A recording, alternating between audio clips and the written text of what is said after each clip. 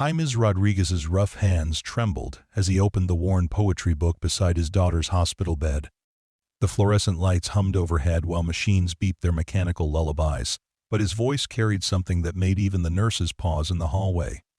He didn't know that across town, billionaire Olivia Clarke was reviewing the quarterly reports for St. Mary's Children's Hospital, the very place where his 8-year-old daughter Emily fought for her life. He didn't know that Olivia's own daughter had once occupied a bed just 3 rooms down, or that tonight's late inspection would bring her face to face with words that would shatter the walls she'd built around her heart. What he couldn't have imagined was that his simple act of reading poetry would unlock a chain of events that would force them both to confront their deepest fears about love, loss, and the courage it takes to hope again. Before we carry on, please hit the subscribe button to make my day, and let me know where you are watching from in the comments. The antiseptic smell of St. Mary's Children's Hospital had become as familiar to Jaime Rodriguez as the scent of his own morning coffee. For 3 weeks now, he'd made this journey from his cramped studio apartment to room 417, carrying with him a thermos of lukewarm coffee and a collection of poetry books that his late wife Maria had left behind. The books were dog-eared and filled with her handwritten notes in the margins. Little hearts drawn next to verses about love and hope, question marks beside the darker passages about grief and loss. James settled into the uncomfortable plastic chair that had molded itself to his body over countless sleepless nights. Emily lay motionless beneath the thin hospital blanket, her small chest rising and falling with mechanical precision thanks to the ventilator that had become her lifeline. At 8 years old, she should have been running through playgrounds and laughing with friends, not fighting a rare neurological condition that had struck her down like lightning from a clear sky. The doctors had used words that felt foreign on James's tongue. Acute disseminated encephalomyelitis, they called it. A condition so rare that even the specialists spoke about it in hushed, uncertain tones. The inflammation in Emily's brain had come without warning, transforming his bright, chattering daughter into this still figure who existed somewhere between sleep and consciousness. "Good evening, mi amor," James whispered, his calloused fingers brushing a strand of dark hair from Emily's forehead. His voice carried the weight of exhaustion and the rough edges of a man who spent his days pushing a mop through hospital corridors, cleaning up after other people's pain. "I brought Mama's book again, the one with all the poems she used to read to you when you were little." The evening shift was always quieter than the chaos of daytime rounds.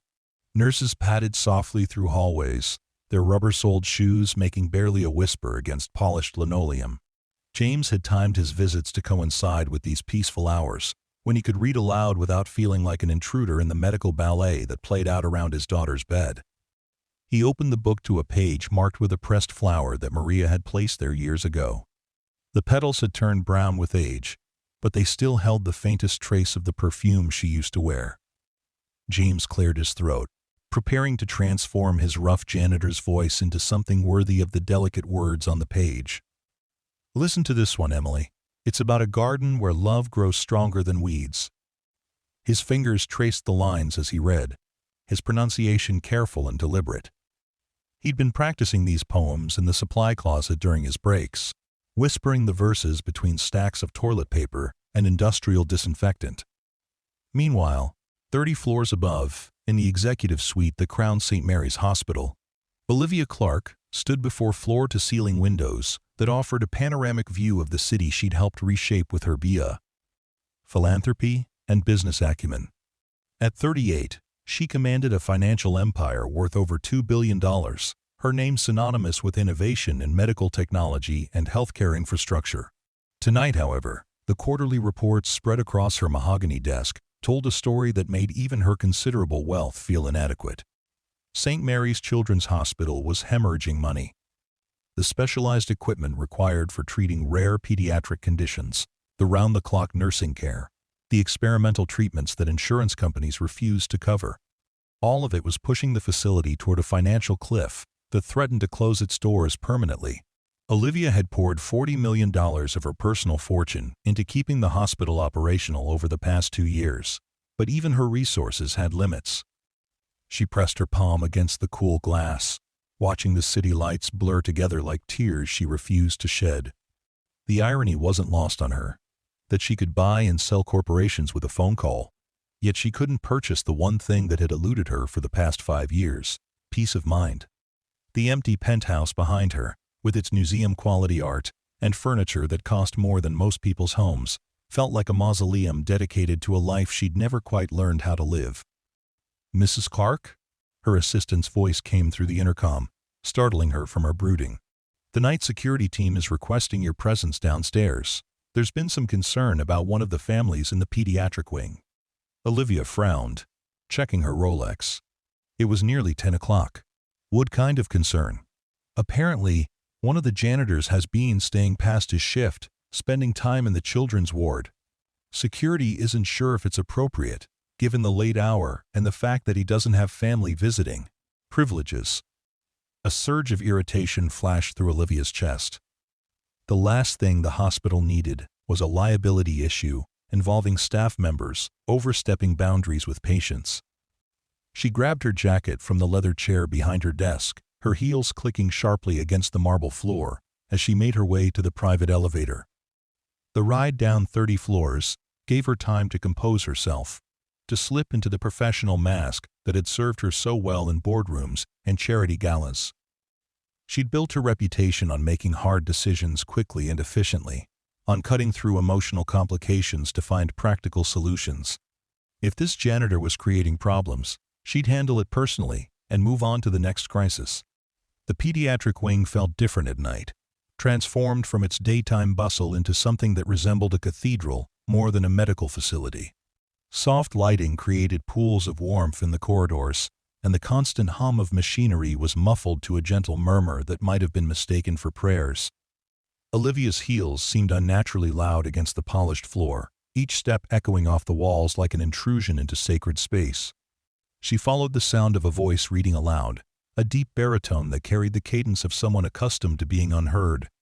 The words drifted through the partially open door of room 417, and despite her intention to handle this situation with businesslike efficiency, Olivia found herself slowing her pace to listen. "In gardens, where the heart learns to trust again, where winter's grip loosens its hold on sleeping seeds, there blooms a kind of courage that knows no season." James's voice transformed the clinical coldness of the hospital room into something altogether different. The poetry flowed from his lips with surprising eloquence, each word carefully shaped and delivered with the reverence of a man who understood their weight. Olivia paused outside the doorway, her hand frozen halfway to the handle. Something about the scene inside made her hesitate, made her professional urgency give way to something she couldn't quite name. Through the gap in the door, she could see a man in hospital maintenance coveralls sitting beside a small bed where a young girl lay surrounded by medical equipment. His posture spoke of exhaustion and dedication in equal measure, shoulders curved protectively over the poetry book in his hands. "Love planted deep in soil of sacrifice grows roots that drink from underground rivers of hope," James continued, his voice growing stronger with each line. "It asks nothing of the sun but permission to reach toward light, nothing of the rain but the chance to wash clean what grief has stained." The words hit Olivia like a physical blow, stealing the breath from her lungs and sending her stumbling back against the corridor wall. She pressed her hand to her chest, feeling her heart race beneath her silk blouse. The poetry was beautiful, yes, but it was something else entirely that made her vision blur with unshed tears. The voice reading those words carried the same ache she'd been nursing for 5 years, the same desperate love that had no outlet, no living recipient. She thought of Sophie, her own daughter who would have been 13 now if leukemia hadn't claimed her at 8. Sophie, who had loved poetry and fairy tales, who had made Olivia read "Goodnight Moon" 3 times every night, even when she was too old for picture books. Sophie, whose hospital bed had been 3 rooms down this very hallway, whose fight against cancer had ended on a rainy Tuesday morning that Olivia could still recall with perfect, torturous clarity. The poetry continued, and Olivia found herself sliding down the wall until she was sitting on the cold linoleum floor, her expensive suit wrinkled and forgotten. James's voice wove through the darkness of her memories, speaking truths about love and loss that resonated in the hollow spaces where her daughter's laughter used to live. Even in the deepest winter, when snow covers every green thing, the garden remembers spring. In its quiet hibernation, It holds faith with seasons yet to come, trusting in the promise that dawn makes to darkness, the das. Warmth makes to cold. These weren't just pretty words being read to pass time. This man understood something about loss that made Olivia's chest ache with recognition. She could hear it in the way he lingered on certain phrases, could feel it in the careful tenderness with which he shaped each syllable. He was reading to his daughter, the way she had read to Sophie, with the desperate hope that love could somehow transcend the barriers that illness erected between parent and child. Olivia wiped her eyes with the back of her hand, surprised to find her cheeks wet with tears she hadn't realized she was shedding. When was the last time she had cried? When was the last time anything had penetrated the careful emotional insulation she'd wrapped around her heart? The gardener tends his plot with hands that know both soil and sorrow, understanding that some seeds take longer to sprout than others, that patience is just another word for faith made visible through action. Unable to contain herself any longer, Olivia pushed herself up from the floor and stepped into the doorway. The scene inside the room struck her with fresh force, now that she could see it clearly. The man reading, James according to his name tag, looked like he'd been carved from exhaustion and determination. His uniform was clean but worn, his face lined with the kind of weariness that came from carrying burdens too heavy for one person to bear alone. The little girl in the bed, Emily, was beautiful even in her unconscious stillness. Dark hair spread across the pillow like spilled ink, and her face held the peaceful expression of someone lost in dreams. The ventilator breathed for her with mechanical precision, and monitors traced the patterns of her vital signs across green screens that cast an otherworldly glow over the scene. James looked up from his book, startled by the presence in his doorway. His eyes widened as he took in Olivia's appearance, her expensive clothes and the obvious authority that clung to her like perfume. For a moment, neither of them spoke, caught in a tableau that neither had expected. "I'm sorry," James said finally, his voice rough with embarrassment. "I know visiting hours are over. I was reading to her. The doctor said that sometimes they can hear, even when they're like this. I didn't mean to cause any trouble." Olivia stepped fully into the room, her heels silent now on the carpet that surrounded Emily's bed. She could see the poetry book in James's hands, its pages yellowed with age and marked with what looked like years of loving use. "You weren't causing trouble," she said softly. "That was beautiful. What you were reading." "My wife's book," James explained, holding it up slightly. "She used to read these to Emily when she was little. Before she got sick, I mean. Before Emily got sick too." He paused, seeming to realize he was rambling. "I'm James Rodriguez. I work maintenance here, third shift. Olivia Clarke." She extended her hand, noting how his calloused palm dwarfed her own. "I own the hospital." The blood drained from James's face, and he started to rise from his chair. "Mrs. Clarke, I can explain. I know I shouldn't be here after hours, but Emily, she's all I have left, and the poetry seems to calm her down. Even the nurses say her vital signs are better when I read to her. Sit down, please." Olivia's voice carried the gentle authority she'd once used with Sophie when her daughter was frightened or upset. "I'm not here to reprimand you. I was coming down to check on something else, and I heard you reading. It was extraordinary." James settled back into his chair, but his posture remained tense, ready to flee if necessary. "I'm not very good at it. Not like Maria was. She had this way of making the words come alive, you know? Making them mean something more than just what was written on the page." "How long has Emily been here?" Olivia asked, pulling a second chair closer to the bed. The question felt strange coming from her lips. She'd made it a point to avoid the patient floors since Sophie's death, conducting all her hospital business from the administrative offices upstairs.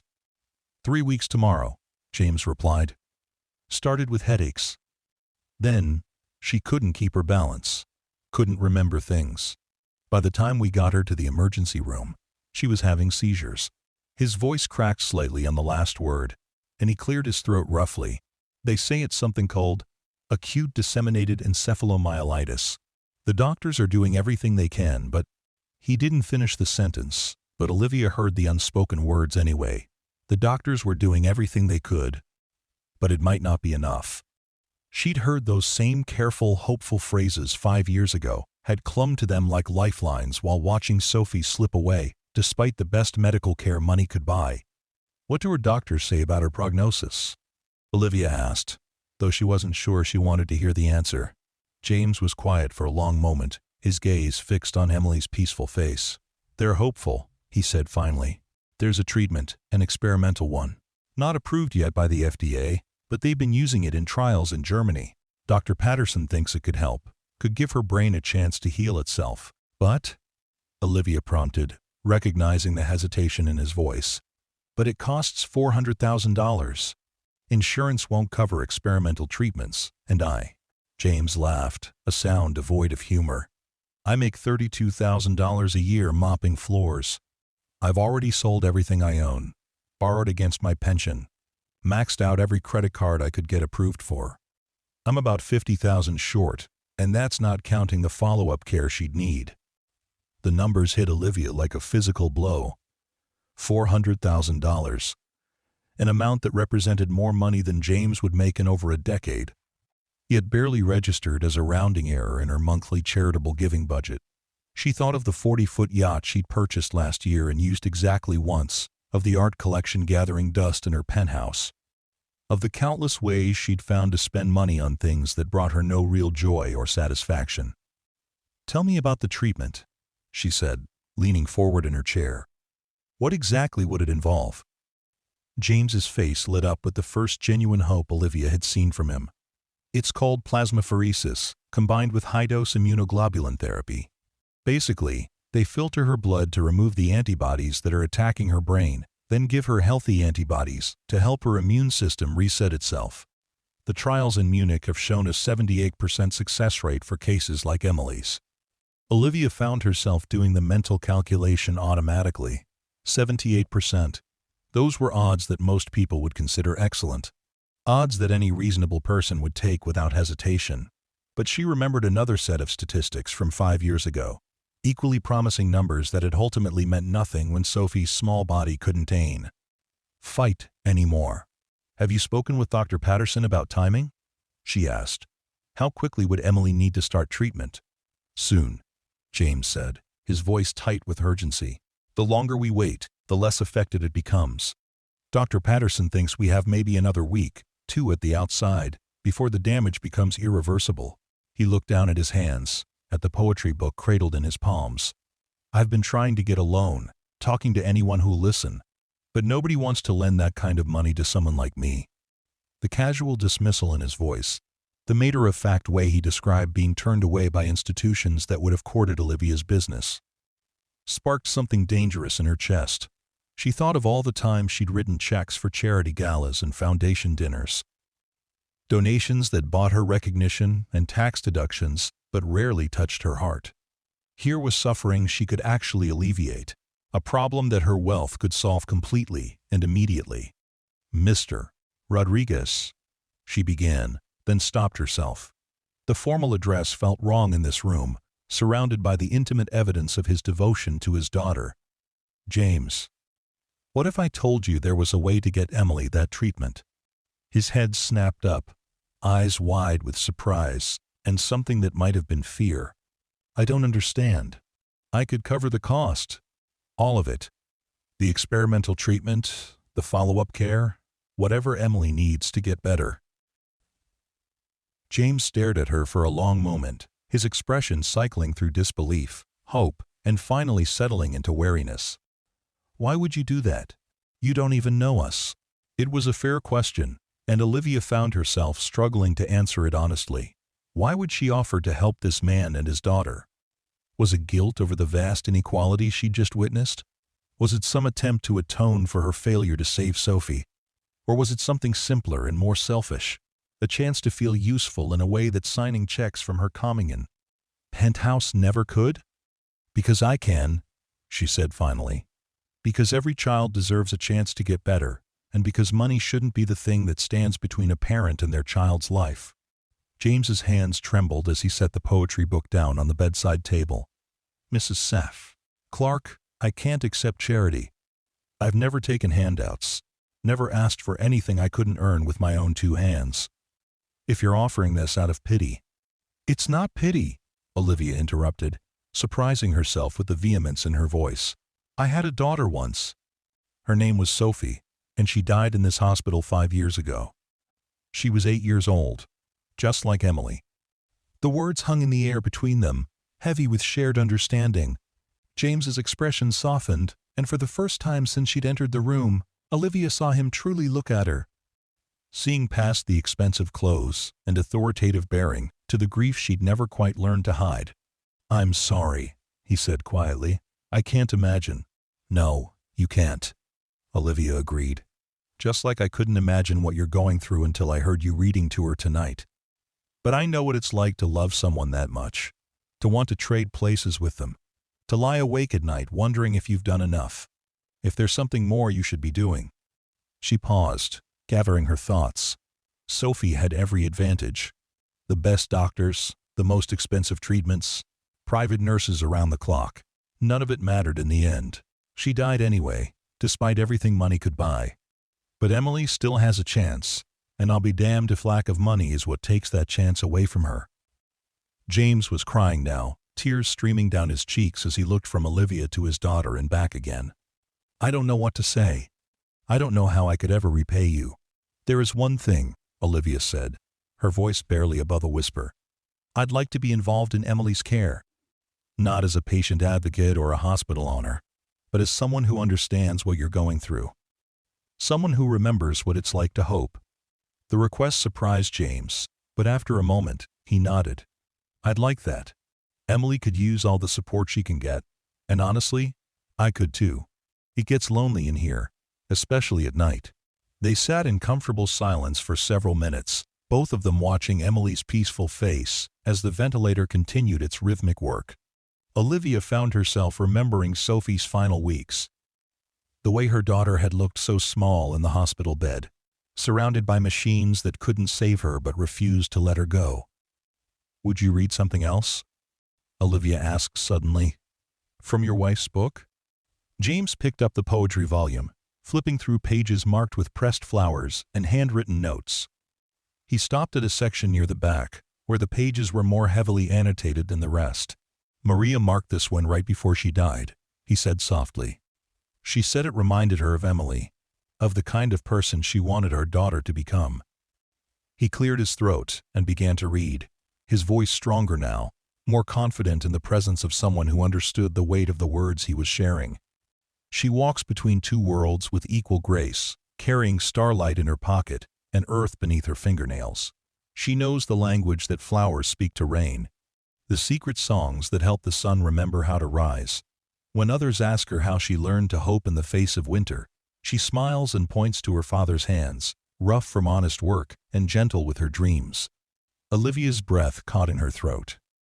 The poem seemed to describe not just Emily, but every child who had ever been loved that deeply, who had ever been the center of a parent's universe.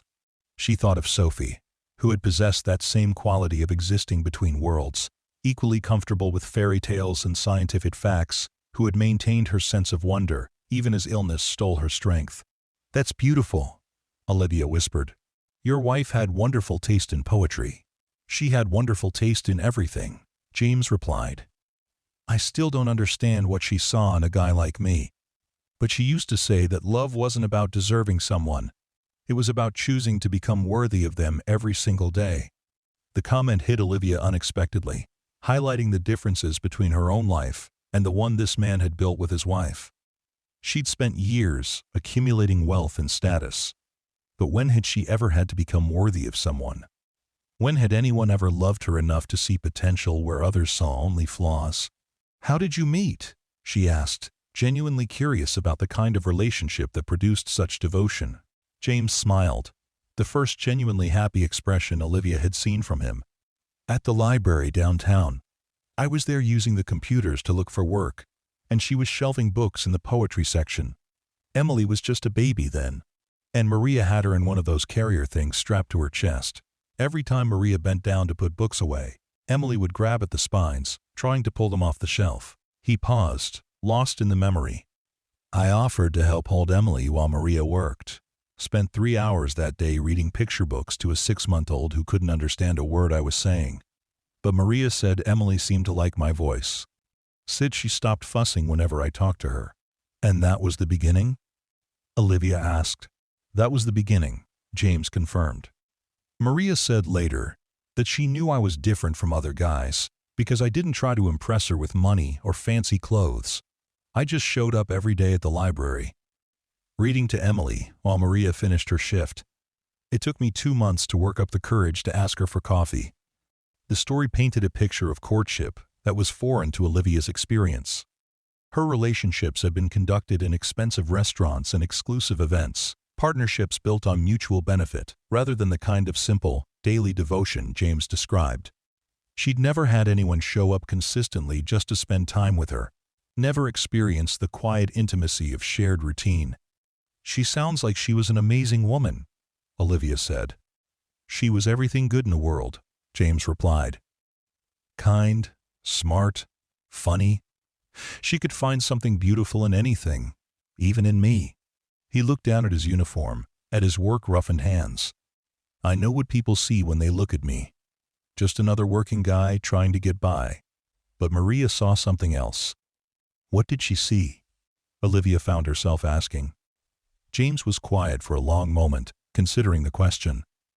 "She said I had good hands, not just because I could fix things around the house or because I worked hard, but because I was gentle with fragile things. She said that mattered more than money or education or any of the things people usually measure men by." End quote. The comment made Olivia think about her own hands, soft and manicured, adorned with jewelry that cost more than most people made in a year. When had she ever used them to comfort someone? When had she ever learned to be gentle with fragile things? "She taught me to read poetry," James continued. "Before Maria, I thought it was something for rich people, something I couldn't understand. But she showed me that poetry was just another way of telling the truth about things that matter. Love, loss, hope, fear, the stuff that makes us human." A soft beeping from one of Emily's monitors interrupted their conversation. James immediately tensed, his attention shifting to the screens that displayed his daughter's vital signs. The pattern looked the same to Olivia's untrained eye, but James seemed to relax after a moment. "False alarm," he said. "Her oxygen saturation dipped slightly, but it's back to normal now. Happens sometimes when she's dreaming." "Does she dream often?" Olivia asked. "Dr. Patterson says it's a good sign when her brain activity increases during REM sleep. Means the parts of her mind that were damaged are trying to heal themselves." James reached out to touch Emily's forehead gently. "I like to think she's dreaming about the stories Maria used to tell her. Adventures with talking animals and brave princesses and gardens where magic grows like flowers." The image made Olivia smile, despite the sadness that had settled over her. Sophie loved those kinds of stories too. She was always asking me to make up new adventures for her favorite characters. "Did you?" James asked. "Make up stories for her?" Olivia's smile faded. "I tried, but I was never very good at it. I'm better with facts and figures than with imagination. I used to hire professional storytellers to come to the house for her birthday parties." The admission felt like a confession, a acknowledgement of yet another way she'd failed to truly connect with her daughter. Even with unlimited resources, she'd chosen to outsource the intimate moments that James and Maria had created naturally through love and attention. "I bet she loved having you try, though," James said gently. "Kids don't care if the stories are perfect. They just care that someone they love is taking the time to tell them." "I hope so," Olivia said, though she wondered if that was true. Had Sophie preferred the polished performances she'd paid for, or would she have treasured clumsy, heartfelt stories from her mother? It was another question Olivia would never get to answer. The room fell quiet again, filled only with the soft sounds of Emily's life support and the distant hum of hospital activity. Olivia found herself studying the little girl's face, looking for signs of the personality that James described with such love. Even unconscious, Emily had an expressive face, eyebrows that moved slightly as if she were reacting to something in her dreams. "What was she like before she got sick?" Olivia asked. "Emily, I mean." James's face transformed, years of exhaustion falling away as he talked about his daughter. "Curious about everything, always asking questions about why things worked the way they did. Maria used to joke that Emily was going to grow up to be a scientist or an engineer, the way she took apart every toy we gave her to see how it was made. He paused, his expression growing distant. She loved to read, just like her mama. But she also loved being outside, getting dirty, catching bugs, and asking if we could keep them as pets. Maria said Emily had the soul of a poet and the hands of a mechanic. That's a beautiful combination, Olivia said. Yeah, it is, James agreed. She's tough too. Tougher than me, sometimes. When Maria was sick, Emily used to help take care of her. 8 years old, and she was making sure her mama took her medicine, bringing her water when she couldn't get out of bed. The image of Emily caring for her dying mother made Olivia's chest ache. This little girl had already faced more loss than many adults ever would. And now she was fighting for her own life in the same hospital where her mother had likely received treatment. How long ago did you lose Maria? Olivia asked softly. 18 months, James replied. Breast cancer. By the time they caught it, it had already spread. She made it through 6 months of treatment, kept working at the library almost until the end because she said books were medicine for the soul. I'm sorry, Olivia said, meaning it in a way she rarely meant anything anymore. That must have been devastating for both of you. Emily was incredible during that time, James said. Stronger than any kid should have to be. She would sit with Maria for hours, reading to her from the same poetry books Maria used to read to her. Said she was giving back some of the stories Maria had given her. The gesture struck Olivia as impossibly mature for an 8-year-old. Sophie had been roughly the same age when her own illness began. But she'd never had to face the loss of a parent on top of her medical battle. The strength Emily had shown caring for her mother spoke to a resilience that Olivia found both inspiring and heartbreaking. After Maria died, Emily asked me to keep reading the poetry to her, James continued. Said it made her feel like her mama was still with us somehow. I wasn't very good at it at first. Still not sure I am. But Emily was patient with me, helped me learn how to make the words sound right. You're better than you think, Olivia assured him. When I heard you reading in the hallway, I thought you might be a professional actor or teacher. You have a gift for bringing words to life. James looked surprised by the compliment. Maria always said I had a good reading voice. I used to think she was just being nice, but Emily seems to respond to it too. Her heart rate goes down when I read. Her breathing gets more regular. Children know when they're loved, Olivia said. They can hear it in your voice even when they can't respond. I'm sure Emily knows how much you care about her. I hope so, James said quietly. Sometimes I wonder if I'm doing enough, if there's something more I should be doing. The comment echoed Olivia's own nighttime guilt, the endless second-guessing that came with loving someone you couldn't save. She'd spent 5 years replaying Sophie's illness, wondering if different decisions might have led to different outcomes, if her wealth and connections had blinded her to simpler truths about healing and hope. You're doing everything you can, she said firmly. You're here every night, reading to her, loving her, believing in her recovery. That's not nothing, that's everything. James looked at her with something that might have been gratitude. Thank you for saying that, and for, he gestured vaguely, encompassing her offer to fund Emily's treatment. I still can't quite believe this is happening. Believe it, Olivia said. First thing tomorrow morning, I'll call Dr. Patterson and arrange for Emily's treatment to begin as soon as possible. Whatever she needs, however long it takes, consider it handled. I don't know how I'll ever repay you, James said again.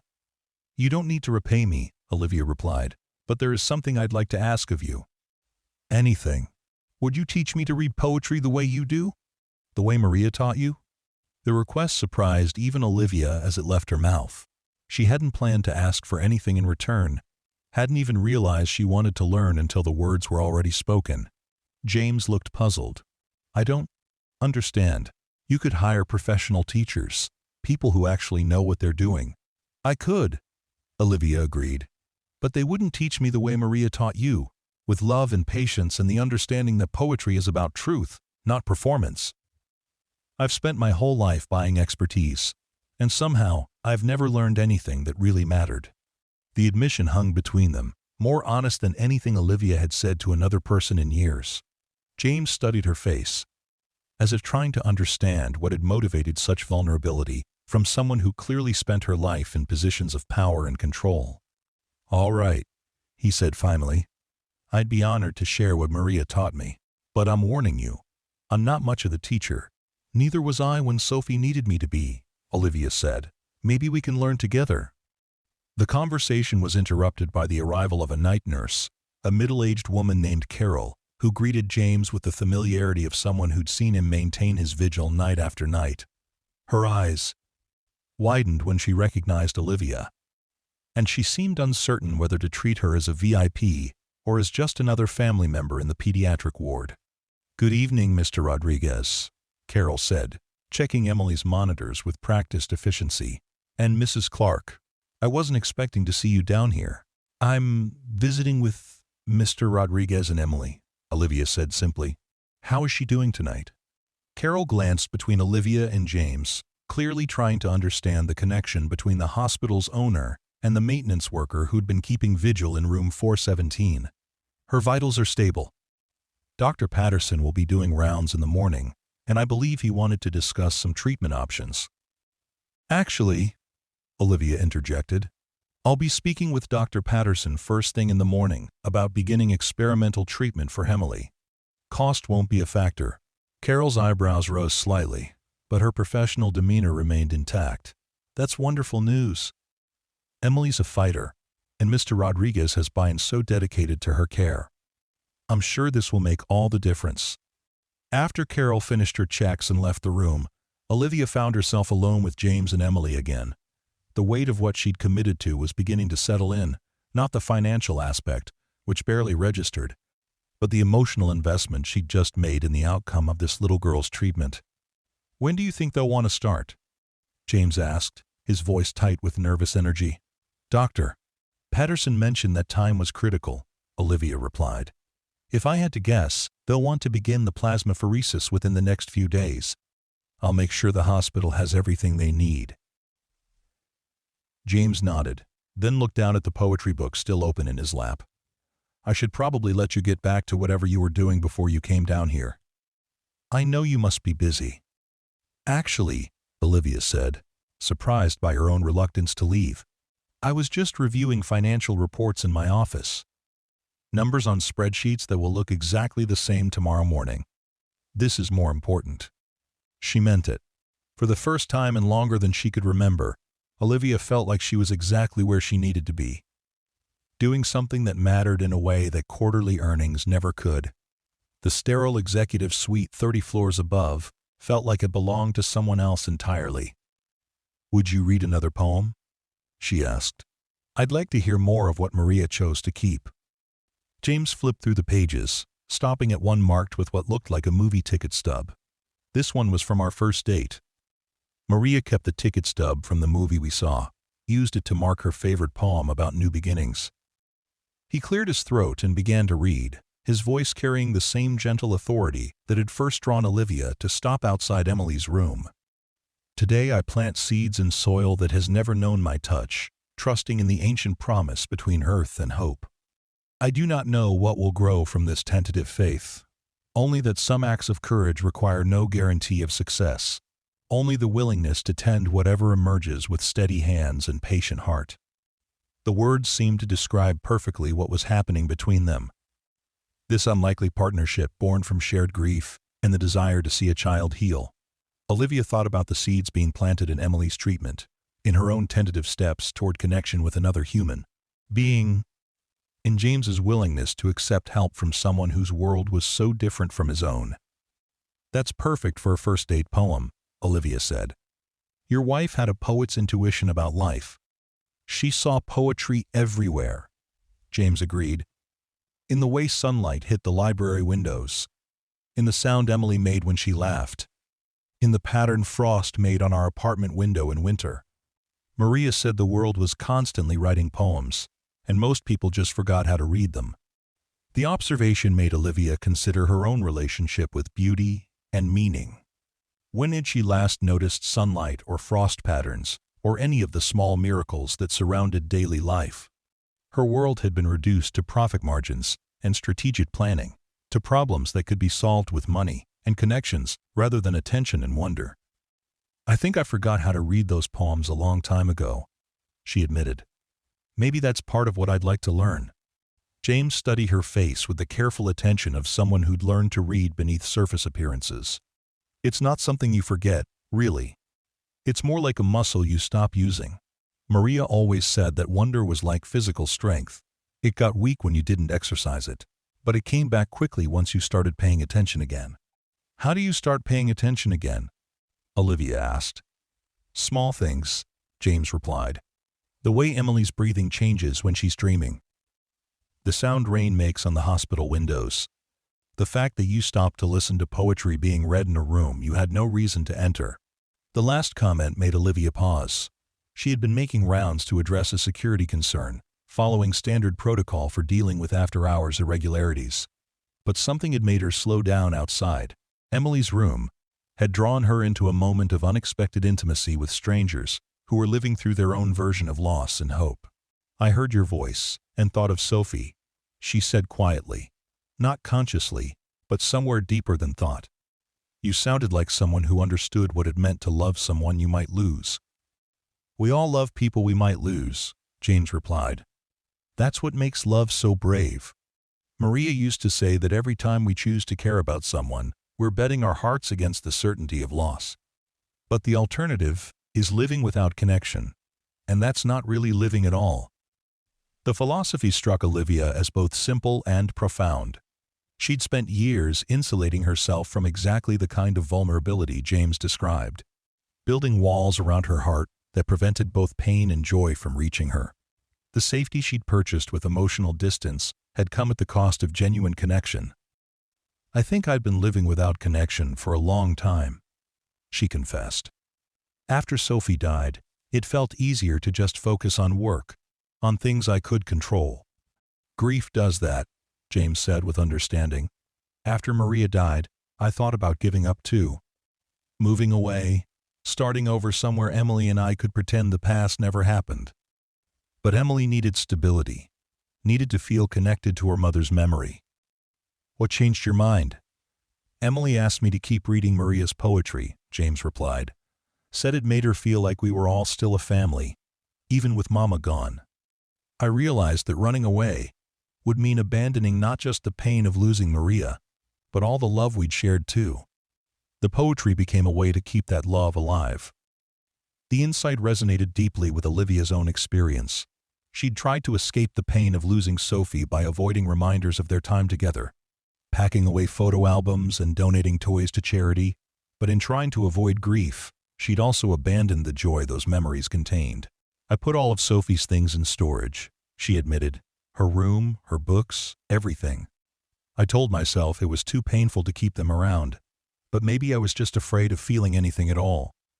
"It's not too late to change that," James said gently. "Grief and love aren't opposite things. They're the same thing wearing different faces. Maria taught me that missing someone is just love with nowhere to go." The phrase hit Olivia like a revelation. Love with nowhere to go. That perfectly described the ache she'd been carrying for 5 years. The sense that part of her heart was forever reaching towards someone who couldn't reach back. She'd been treating that feeling like a problem to be solved, rather than love to be honored. "I think I'd like to see Sophie's things again," she said, surprising herself with the admission. "Maybe find a way to celebrate her memory instead of hiding from it." "She'd like that," James said with quiet certainty. "Kids want to be remembered. They want their love to keep living in the world, even after they're gone." They sat in comfortable silence for several minutes, both lost in thoughts of the daughters who had shaped their understanding of what it meant to love without reservation. Emily's ventilator provided a rhythmic counterpoint to their burr. Reflections? A mechanical heartbeat that kept hope alive in the space between them. "Mr. Rodriguez?" A new voice interrupted their contemplation. Dr. Patterson stood in the doorway, looking surprised to find Olivia sitting beside Emily's bed at nearly midnight. "Dr. Patterson," James said, rising quickly from his chair. "Is everything all right? Is there a problem with Emily?" "No, no problem at all," the doctor assured him. "I was just checking on some of our critical patients before heading home." Mrs. Clarke, I wasn't expecting to see you here. I've been discussing Emily's case with Mr. Rodriguez, Olivia said, standing to shake the doctor's hand. I understand there's an experimental treatment that could help her, but that cost has been a barrier to accessing it. Dr. Patterson's expression grew cautious. Yes, the plasmapheresis protocol from Munich. It's shown remarkable results in similar cases, but as I explained to Mr. Rodriguez, the expense is considerable, and insurance won't cover experimental procedures. Cost is no longer a concern, Olivia said firmly. I want Emily to receive whatever treatment gives her the best chance of recovery, regardless of expense. How quickly can we begin?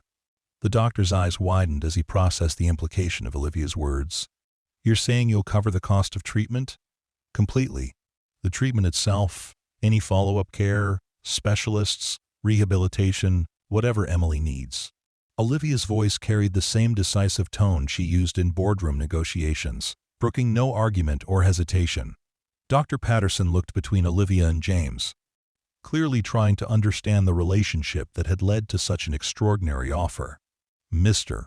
Rodriguez, are you comfortable with this arrangement? James glanced at Olivia, then back at the doctor. If Mrs. Clarke is willing to help Emily get better, then yes, I'm more than comfortable. I'm grateful in ways I can't even express. In that case, Dr. Patterson said, his professional excitement becoming evident, I can have the treatment team assembled by tomorrow afternoon. We'll need to run some additional blood work first, make sure Emily's stable enough for the procedure, but I see no reason why we couldn't begin the plasmapheresis cycle within 48 hours. The timeline sent a jolt of adrenaline through both James and Olivia. After weeks of waiting and hoping and feeling powerless, suddenly everything was moving at the speed of possibility rather than bureaucracy. What will the treatment involve, exactly? Olivia asked.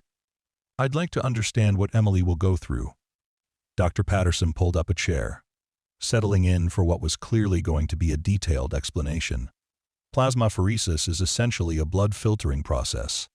We'll remove Emily's blood, separate out the plasma that contains the harmful antibodies, and return the cleaned blood along with donor plasma and immunoglobulin.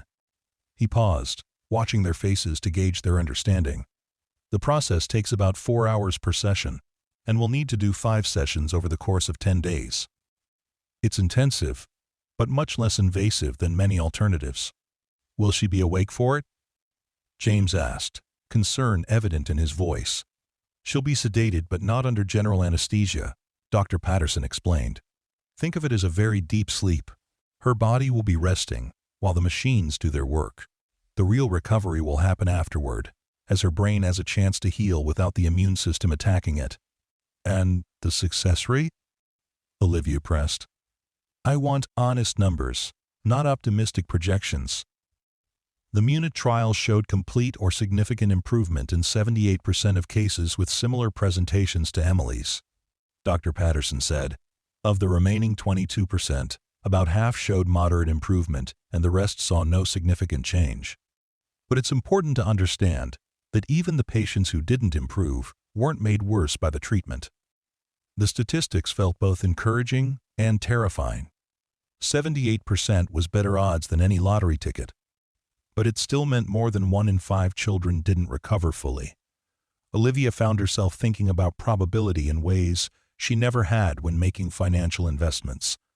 What happens if Emily is in the 22%? James asked quietly. Dr. Patterson's expression grew gentle. Then we explore other options. This treatment isn't a last resort. It's a first choice because of its success rate and minimal side effects. If it doesn't work, we still have other protocols to try. But the sooner we begin, the better her chances, Olivia said. It wasn't really a question. Exactly, Dr. Patterson confirmed. The brain has remarkable healing capabilities, especially in children, but time works against us. Every day of inflammation creates more damage that needs to be repaired. The urgency in his voice galvanized Olivia's resolve. Then let's not waste any more time discussing logistics. What do you need from me to make this happen as quickly as possible? Authorization to proceed, which I'll need in writing, Dr. Patterson said. Contact information for billing, though given the amounts involved, I suspect our finance department will want to speak with your office directly. Done, Olivia said, pulling out her phone. I'll have my assistant handle the paperwork first thing in the morning. Is there anything else? Just your contact information, in case we need to reach you during Emily's treatment, Dr. Patterson replied. Given your involvement in her care, I'd like to keep you updated on her progress. Olivia handed him her card, then hesitated. Actually, I'd like to be here during the treatments, if that's acceptable. Not interfering with the medical team, but available if Mr. Rodriguez or Emily need anything.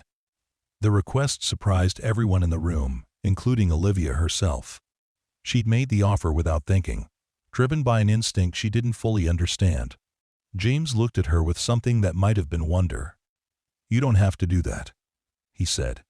I know you must have important responsibilities. Nothing more important than this, Olivia replied, meaning it completely. Besides, you offered to teach me about poetry. I suspect I'll have time to learn while Emily recovers.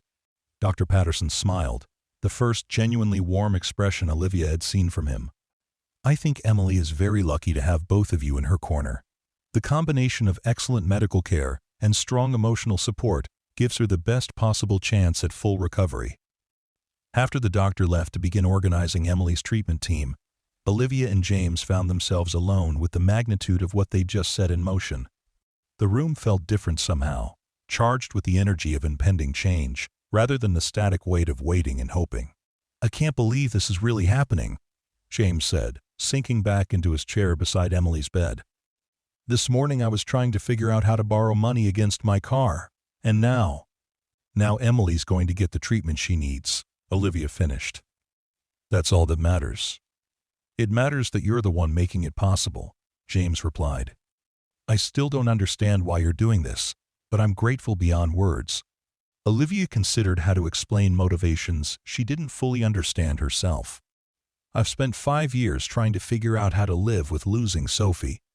I've donated money, funded medical research, built hospital wings, all trying to make sense of why she died, despite every advantage money could provide. She paused, watching Emily's peaceful face. But tonight, listening to you read poetry to your daughter, I realized I'd been approaching grief all wrong. I was trying to use my wealth to create meaning, when meaning was right here all along, in the simple act of loving someone enough to sit with them through the worst moments of their life. Maria would have liked you, James said quietly. She always said the most important things in life couldn't be bought, but that didn't mean money was evil. She said money was just a tool, and like any tool, it could be used to build things up or tear them down. I hope I'm building something up, Olivia said. For Emily, but also for myself. I've been living like someone who died 5 years ago but forgot to stop breathing. Maybe it's time to start living like someone who has a reason to hope again. The sentiment hung between them, fragile and honest in the quiet of Emily's room. Outside, the city continued its restless motion. But inside this small space, two people who had been strangers 12 hours ago were discovering the unexpected comfort of shared purpose. Would you like me to read one more poem before you go? James asked. Something for hope? Yes, Olivia said, settling back in her chair. Something for hope. James flipped to a page near the front of Maria's book, one marked with a child's drawing that must have been Emily's contribution to her mother's collection. The crayon flowers looked bright and cheerful against the aged paper, a reminder that beauty could be created even in the shadow of loss. This was Maria's favorite, James said. She read it to Emily every night during treatment, and Emily made her promise to keep reading it even after she got better. His voice took on the gentle authority that Olivia was beginning to recognize as James's gift, his ability to transform simple words into something approaching prayer.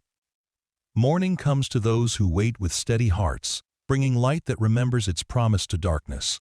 The earth turns towards sun not because it understands astronomy, but because turning toward warmth is the most natural thing in the world. We rise because rising is what hope looks like when it takes human form. As the final words faded into the quiet rhythm of Emily's breathing, Olivia felt something shift inside her chest, a loosening of knots she'd carried for so long they'd become part of her. For the first time in 5 years, she allowed herself to imagine a future that included more than just getting through each day. A future where Emily laughed and read poetry and asked endless questions about how the world worked. A future where she and James continued the unlikely friendship that had begun with shared grief and unexpected generosity.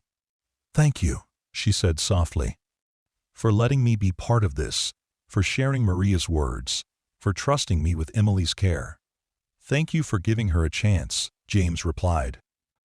"For seeing us, for listening, for caring about someone you didn't even know." As Olivia prepared to leave, she found herself reluctant to break the spell of connection that had woven itself around Emily's bedside. The executive suite waiting for her upstairs felt cold and empty by comparison, filled with possessions that had never learned to love her back. "I'll be here tomorrow when they start Emily's treatment," she promised. "With coffee and maybe some books of my own, if you're willing to continue my education in poetry." "I'd like that," James said. "Emily would like it too, even if she can't say so right now. She's always been good at bringing people together." Olivia paused at the doorway, looking back at the scene she was leaving behind. James had returned to his reading, his voice a gentle murmur that transformed the clinical coldness of the hospital room into something approaching sanctuary. Emily slept on, surrounded by machines that monitored her vital signs and the even more vital presence of someone who loved her without reservation. The image stayed with Olivia as she made her way back to the elevator, as she rode 30 floors up to her office, as she stood again before the wall of windows that looked out over a city full of people living their own struggles, with hope and loss. For the first time in years, the view didn't make her feel isolated. Instead, it reminded her that every light, in every window, represented someone's attempt to create meaning in the face of uncertainty. She thought of Emily, fighting for her life 3 floors below. She thought of James, keeping vigil with poetry and unwavering faith. She thought of Sophie, whose death had taught her about grief, but whose life had taught her about love. And for the first time since that terrible morning 5 years ago, Olivia Clarke allowed herself to believe that morning might come again, bringing light that remembered its promise to darkness. The next 48 hours passed in a blur of activity that felt both urgent and dreamlike. Olivia's assistant worked overtime to handle the administrative details of Emily's treatment, coordinating with the hospital's finance department and Dr. Patterson's team to ensure everything was in place. The experimental protocol required specialized equipment that had to be shipped overnight from Germany, along with the specific immunoglobulin preparations that would give Emily's immune system a fresh start. Olivia found herself checking her phone obsessively for updates from Dr. Patterson, despite knowing that the preliminary preparations would take time. She'd rearranged her entire schedule for the next 2 weeks, delegating meetings and postponing decisions that had seemed urgent just days ago, but now felt trivial by comparison. The morning of Emily's first treatment, Olivia arrived at the hospital before dawn, carrying a thermos of coffee and a small stack of poetry books she'd purchased from the same downtown library where James and Maria had bees. First met, she'd asked the librarian to recommend volumes that might appeal to someone just learning to read poetry as a form of emotional expression rather than academic exercise. James was already in Emily's room, of course, sitting in the same chair where she'd first found him. He looked like he hadn't slept, which was probably accurate given the combination of excitement and terror that came with watching your child undergo experimental medical treatment. "Good morning," Olivia said softly, not wanting to startle him. "How are you holding up?" "Nervous," James admitted. "Excited, grateful, terrified, pretty much every emotion you can have at the same time." He gestured to the increased activity around Emily's bed, where additional monitors had been set up to track her response to treatment. "Dr. Patterson says they'll start the plasmapheresis around 10 o'clock. Olivia set down her coffee and books, pulling up the second chair that had become a regular spot over the past 2 days. "And how's our patient doing?" "Her vitals are strong," James replied. "Dr. Patterson says that's a good sign for how she'll handle the treatment. The stronger she is going in, the better her chances of recovery." They sat in comfortable silence, both of them watching Emily's peaceful face as morning light began to filter through the hospital windows. The natural illumination made her look less pale than she had under the artificial fluorescent lighting, less fragile somehow. I brought some books, Olivia said, indicating the small stack she'd placed on Emily's bedside table. I thought maybe you could help me understand what makes one poem more meaningful than another. James picked up the top volume, a collection of contemporary American poetry selected by the librarian as accessible to newcomers. He flipped through it with the careful attention of someone who understood that books were treasures to be treated with respect. This is a good choice, he said. Maria always said that the best poems were the ones that made you feel less alone in the world, the ones that put words to experiences you thought were yours alone. Is that what drew you to Maria's collection? Olivia asked. The feeling of recognition? Partly, James replied. But also the way she explained them to me. Maria never made me feel stupid for not understanding something the first time. She said poetry was like learning a new language, and you had to give yourself time to become fluent. Dr. Patterson's arrival interrupted their conversation, accompanied by a team of specialists who would oversee Emily's treatment.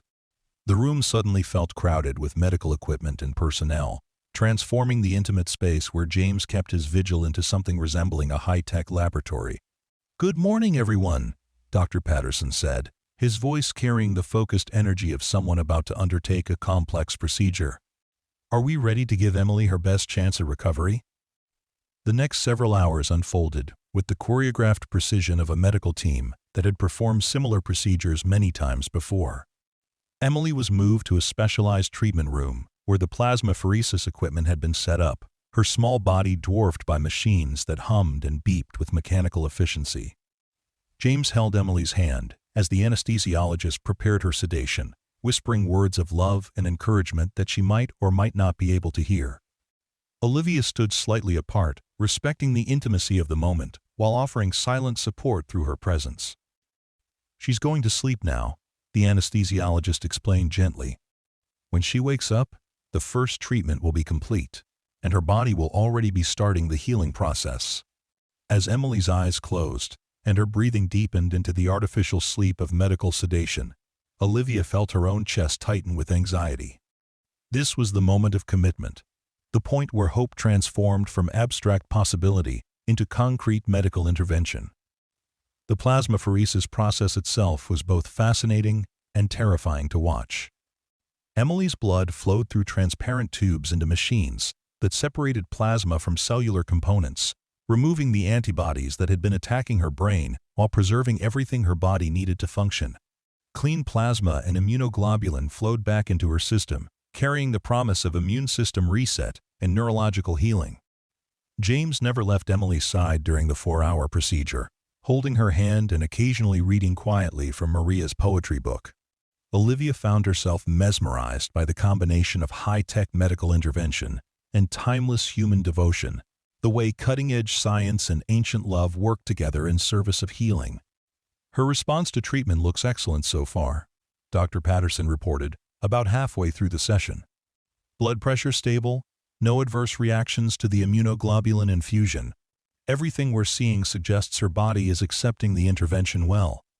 The words provided some relief, but Olivia knew that the real test would come in the days and weeks following treatment, as Emily's brain had time to heal and her consciousness had a chance to return. The plasmapheresis could remove the source of inflammation, but it couldn't undo damage that had already occurred.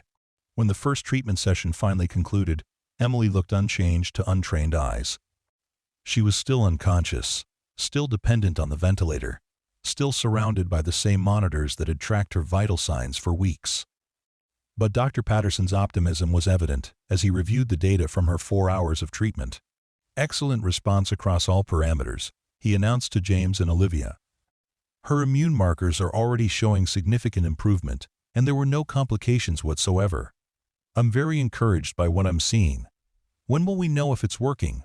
James asked, his voice tight with the strain of hope and fear. We should start seeing neurological improvement within 72 hours if the treatment is going to be effective, Dr. Patterson explained. Small things at first. Changes in brain activity patterns, maybe some response to stimuli, but the real test will be whether she starts waking up on her own. The timeline felt both impossibly long and frighteningly short. 72 hours, to know whether Emily would return to the world of consciousness and conversation, whether James would get his daughter back or face a different kind of loss than he'd prepared himself for. As Emily was moved back to her regular room for recovery, Olivia realized that she'd become as invested in the outcome as James was. Somewhere over the past few days, this little girl she'd never met had become central to her own sense of hope and possibility. Emily's recovery would represent more than medical success. It would prove that love and determination and resources applied with wisdom could actually change outcomes that seemed predetermined. "The next couple of days are going to be difficult," Olivia said, as they settled back into their familiar chairs beside Emily's bed. "The waiting, the watching for signs of improvement." "I've gotten good at waiting," James replied, "and at watching for small changes that might mean something. Maria taught me that healing happens slowly, in increments too small to notice from day to day, but unmistakable when you look back over time." "Will you keep reading to her during recovery?" Olivia asked. "Every day," James confirmed. "Dr. Patterson says familiar voices and comforting routines can help draw people back to consciousness. Plus, I promised Emily I'd read her every poem in Maria's book before she woke up." "How many are there?" "Hey," James smiled, the first genuinely relaxed expression Olivia had seen from him since they'd met. 237. "I'm only up to number 86, so Emily better not wake up too quickly." The joke felt like a small miracle, evidence that James hadn't lost his ability to find lightness, even in the midst of profound anxiety.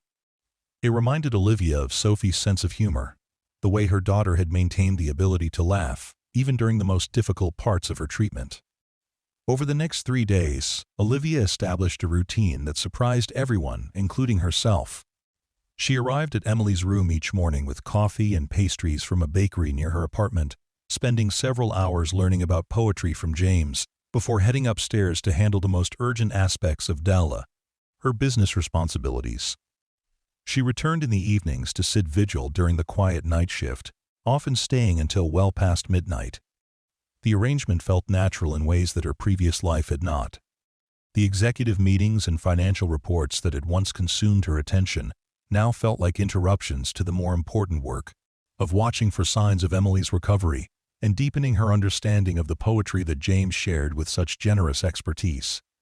"You're different here," James observed on the second evening after Emily's first treatment. "More relaxed, if that makes sense. Like you're more yourself." "I think I am more myself here," Olivia admitted. "For years, I've been playing a role, being the person I thought a successful businesswoman should be. But sitting here with you and Emily, I remember who I was before I learned to be afraid of feeling too much." "Who were you before?"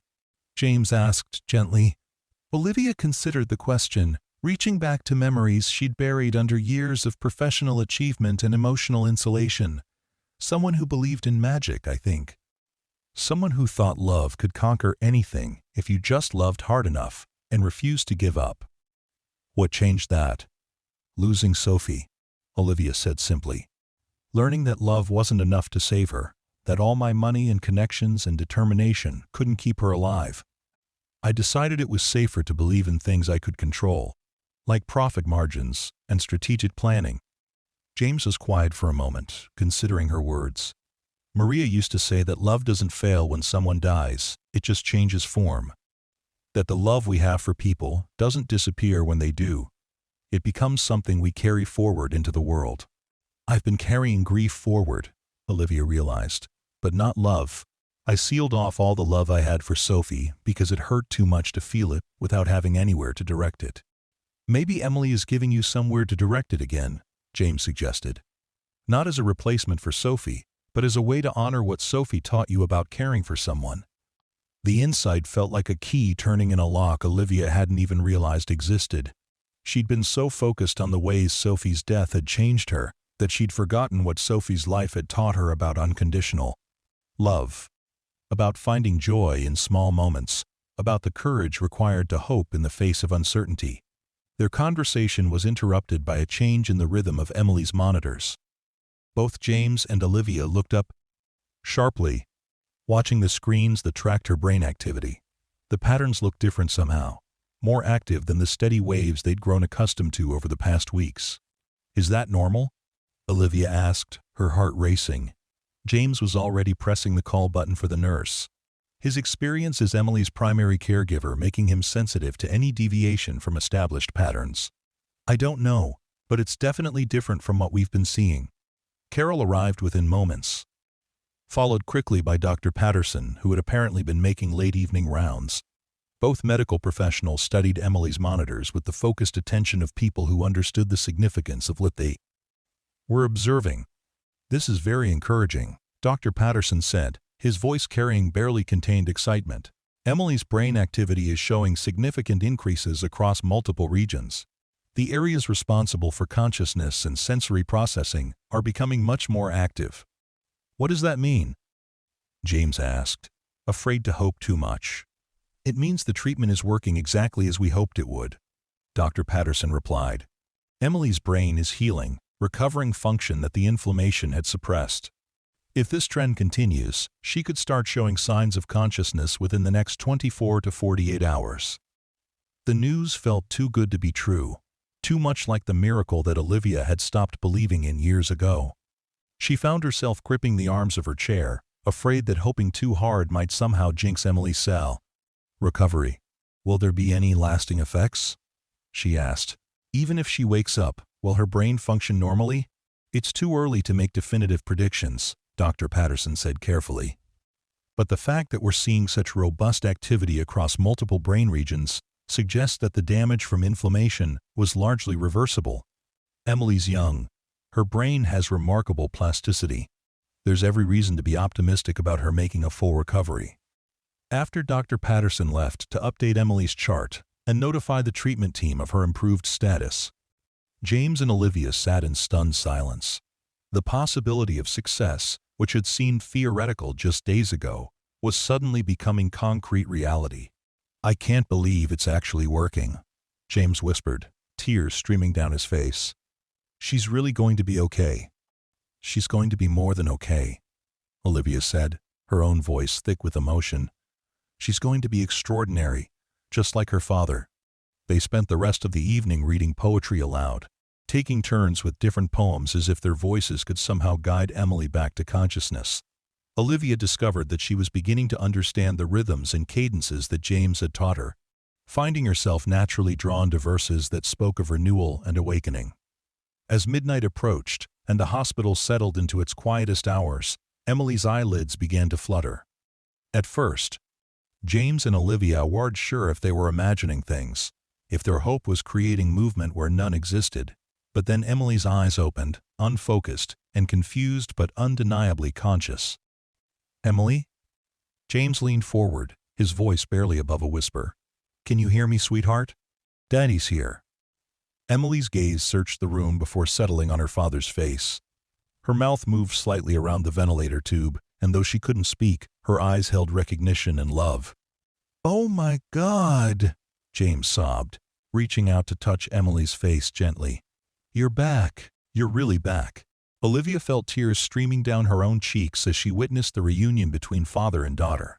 This was the miracle she'd stopped believing in. The happy ending that had seemed impossible just days ago.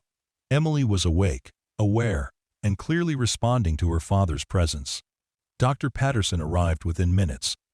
Summoned by the monitors that had detected Emily's return to consciousness, his examination was thorough but gentle, testing Emily's responses to various stimuli while explaining each step to James and Olivia. "Her neurological responses are excellent," he reported after completing his assessment. "Eye tracking, motor responses, cognitive recognition, all within normal parameters. We'll need to keep the ventilator in place for another day or two while her respiratory system strengthens, but there's no indication of any permanent impairment." The words felt like absolution, like proof that sometimes faith and love and cutting-edge medical care could combine to create outcomes that defied statistical probability. Emily was not just surviving, she was returning to the world whole and healthy. As dawn broke over the city, painting Emily's room in shades of gold and rose, Olivia realized that she was witnessing more than one person's recovery. She was watching hope array itself return to life, watching love, prove its power to transform impossible situations into joyful ones. "Thank you," James said quietly, his hand still resting on Emily's forehead. "For everything. For believing in her. For making this possible. For being here with us through all of this. Thank you for teaching me what love looks like when it refuses to give up," Olivia replied. "For showing me that poetry isn't just words on a page, but a way of keeping hope alive in the darkest moments." Emily's eyes moved between them, taking in the faces of the two people who had fought for her recovery, though she couldn't speak yet. Her expression held a wisdom that seemed far beyond her 8 years, as if her journey through illness had taught her something profound about the connections that bind people together. 6 months later, Olivia sat in the same downtown library where James and Maria had first met, watching Emily read aloud to a group of younger children during the weekly story hour. The little girl's voice was strong and clear, unmarked by any trace of her ordeal except perhaps for a deeper appreciation of the stories she shared. James worked nearby, shelving returns and helping patrons find the books they needed. The library had offered him a position after learning about his dedication to literacy and his natural gift for connecting people with the right words at the right time. The pay was better than his janitor's salary. And more importantly, the work felt meaningful in ways that went beyond financial necessity. Olivia had funded a new children's wing at the library, complete with cozy reading nooks and a poetry garden where families could sit among flowers and share verses under the open sky. The dedication plaque read simply, "In memory of Sophie Clarke and in celebration of Emily Rodriguez, proof that love and words have the power to heal." The experimental treatment that had saved Emily's life was now being offered at St. Mary's Hospital to any child who needed it, regardless of their family's ability to pay. Olivia had established an endowment that would ensure no parent ever had to choose between their child's life and financial ruin. The program was named the Maria Rodriguez Memorial Fund, honoring the woman whose poetry had brought them all together. As Emily finished reading a story about a brave little rabbit who learned that asking for help was its own kind of courage, she looked up and caught Olivia's eye. Her smile was radiant, full of the joy that comes from sharing something you love with people who appreciate it. "Mrs. Clarke," Emily called out, "would you like to read the next story? It's about a garden where impossible things grow." Olivia rose from her chair, accepting the picture book with hands that no longer trembled when faced with the prospect of loving someone she might lose. She'd learned that love wasn't a risk to be managed, but a gift to be shared. That hope wasn't naive optimism, but the courage to plant seeds in soil that had known both sorrow and renewal. "I'd be honored," she said, settling into the storyteller's chair as children gathered around her feet, like flowers turning toward sunlight. As she opened the book and began to read, Olivia thought of Sophie, who would have loved this moment, and of Maria, whose poetry had taught them all that words could bridge any distance, even the one between life and death, between stranger and friend, between despair and the possibility of joy. The story she read was about second chances and the magic that happens when people choose to believe in happy endings, even after they've learned that not all stories end the way they're supposed to. It was about gardens that bloom in unexpected places and love that finds a way to grow stronger after being tested by loss. When the story hour ended and families began to drift away, Emily ran to hug both James and Olivia with the unself-conscious affection of someone who understood that love multiplied rather than divided when it was shared freely. "Daddy," she said, "can we read some of Mama's poems tonight? The ones about hope?" "Of course, mi amor," James replied, ruffling her hair with the gentle hands that Olivia had learned to recognize as instruments of both strength and tenderness. As they walked together toward the library's exit, passing beneath late afternoon sunlight that streamed through tall windows, Olivia realized that she had found what she'd been searching for without knowing it. Not a way to bring Sophie back, or to undo the grief that would always be part of her, but a way to transform that grief into something generative. Something that honored both the daughter she'd lost and the life she'd chosen to live in Sophie's memory. Outside, the poetry garden was in full bloom, its carefully tended beds proof that beauty could grow from soil that had been broken and amended. That hope was not just a feeling, but a practice, something you cultivated through daily acts of faith and love. James and Emily walked ahead, their voices mixing in conversation about books and dreams and plans for the weekend, while Olivia followed behind, no longer the isolated billionaire in her tower, but someone who belonged to a family she'd never expected to find. The afternoon sun painted everything golden, and in that light, surrounded by the laughter of the child she'd helped save, and the friendship of the man who'd taught her how to hope again, Olivia Clarke finally understood what Maria had known all along. That the most important things in life couldn't be bought, but they could be shared, and in the sharing, they became more valuable than all the wealth in the world. As they reached the street where their paths would diverge, Emily turned back to Olivia with a question that had clearly been building in her mind. "Mrs. Clarke, do you think my mama can see us now? Do you think she knows we're all friends?" Olivia knelt down to meet Emily's eyes, seeing in them the same mix of curiosity and wisdom that had once made Sophie's questions so profound. "I think your mama sees everything that matters," she said softly. "And I think she's very proud of the amazing little girl you've become, and very happy that we found each other." Emily smiled and threw her arms around Olivia's neck in a fierce hug that carried all the love and gratitude a child could hold. "I'm glad we found each other too," she whispered. "And I'm glad you learned to love poetry the way Mama did." As they finally parted ways, each heading home to lives that had been forever changed by their collision in a hospital room 6 months earlier, Olivia carried with her the knowledge that sometimes the most important journeys begin not with a destination in mind, but with the simple decision to stop and listen when someone else's voice calls out across the darkness, offering the gift of shared hope and the promise that no one has to carry their burdens alone. The city sparkled around her as she walked, every light a reminder that behind every window was someone's story of love and loss and the daily choice to keep hoping for better days. And for the first time in years, Olivia Clarke was eager to see what tomorrow might bring to the story she was still learning how to write.